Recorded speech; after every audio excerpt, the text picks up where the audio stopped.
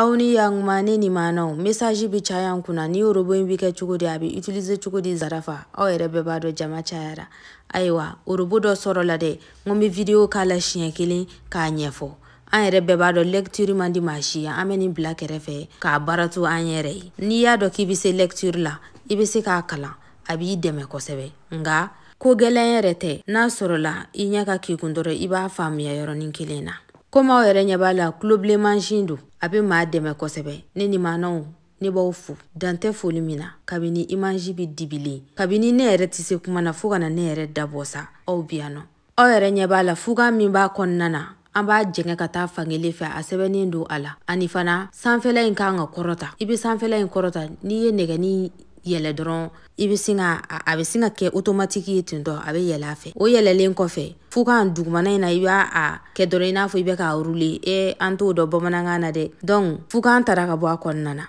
ne tege dalen fleni yoro mina o de be kungulu in korota wa ale de ba jigi fana